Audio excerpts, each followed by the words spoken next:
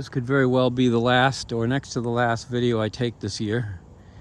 It's mid-September. Well, actually it's, what, 16 or 17, somewhere in there. But to report on the garden, I would say that this year has been average, but not below average like the last two. Not spectacular in any particular way, but average.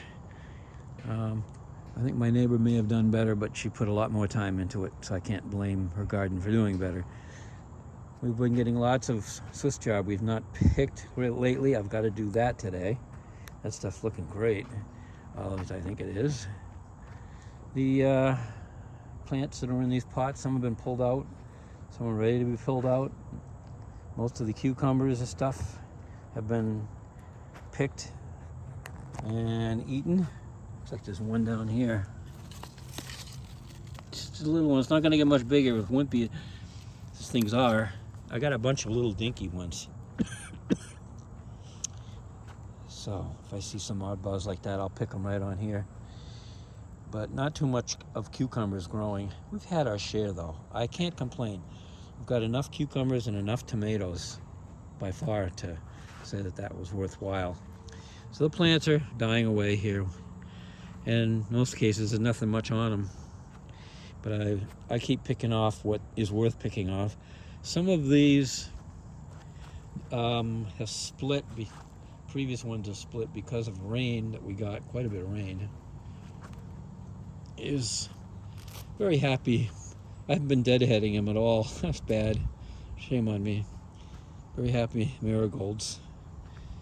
And plants pulled out of these pots. Here I might get some Brussels sprouts. I don't know how good they'll be to eat, but there's two plants that made it. Funny, the leaves on them are small. The Brussels sprouts big. We'll have to see some of the others, how they came out, that have healthier leaves and yet crappier Brussels sprouts. Okay, nothing here. Here's the one I'm talking about. Looks like a real healthy plant, right? Wrong. And as far as production, look what you got. Next to nothing in there for Brussels sprouts. These are two that I just got to pull out. They were cabbage and they weren't good. The tomatoes, lots of these. Very, very happy with tomatoes. They're getting end of season here. And you can see two ready to pick over there of the big ones. That's the big thing different from last year. I didn't get any bigs. This year I've got plenty. I'm still eating them. I still keep slicing them, eating them with a little salt. I very much like that. And what else? I tried for a second crop of some beans. I covered these to see if they'll recover and flower like these have. The rabbit, I planted these as a second crop and the rabbit got at them. So I took these out, the cages that I wasn't using, protected them. They went from being complete nubs to coming back to leaves to producing some more beans. Ain't Mother Nature wonderful? So when I see them in there, I've pulled them off. But beans, I would say, is the one thing this year I didn't get enough of. I really didn't. And that was because of rabbit problems. As always, next year. And then here's some more of these. And not too much going on over in the other rows of the garden. So the tail end of the tomato plants. This was another disappointment. I thought I was going to have a huge wall of glory, but not so much. Looks like I did get a few with different colors. See the difference here? That white one, here's one even better to show it. That's the old one that I had a ton of. And this little purplish one here, well, a couple of them there, right? That's some new ones I hope to have more of, but the bunny rabbits eat it. So I've got to get protection from the bunny rabbits. Oh, here's some more over here. Oh, these are looking gorgeous. Yeah, those are pretty. Those are pretty morning glories. Between the white and those, and I don't know. Yeah, those are red ones. Oh, that wasn't red over there, was it? It was kind of a bluish, and then some white. So red, white, and blue. Hey, it's patriotic. Nah, I like that. Okay, so hopefully better next year on that. because I've had years when this wall was just, oh, loaded. I didn't use this. I went to using my sprayer this year. And this has just gotten bad, so pretty quick here I'm going to be dumping it and turning it upside down, and I don't know how much I'll use it in the future because the sprayer does quite well and I'm willing to bring it out here. So that's pretty much what is going on in the garden area.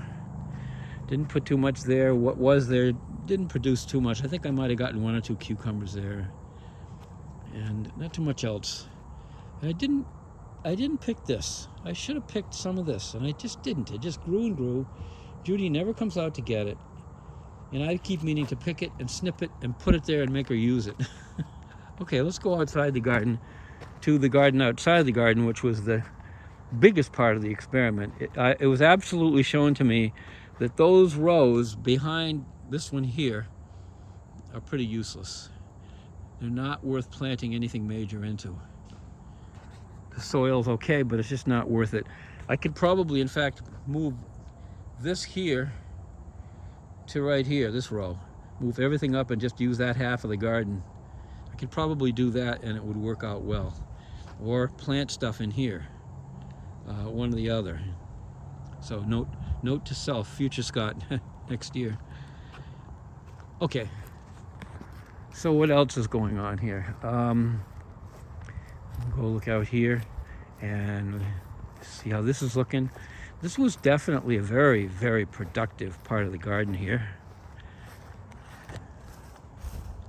In fact, there's still more coming in. Look at this one. Look at all the green big tomatoes on this that have yet to ripen, and they will ripen. And a lot of these are. There's another big one ripening. There's lots of these cherries. Many of them split due to rain, but not that bad. You know, here's something I didn't expect. Oh, this is falling over. There's some broccoli in there I gotta pick.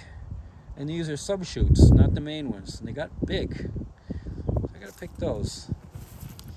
But broccoli has not been a big producer for me. I don't know if I'm gonna continue to grow that. It really isn't. Just by way of space, I don't know that that's something I care that much about. I did have a couple of tromboncinos that were both good. Out of all the ones I planted, that's all I got. I think I got one other type of squash other than yellows. I always get yellows, and I got yellow squash this year, a number of them. But not much of the other stuff. And then here's these little tomato plants actually producing. I got those on the cheap.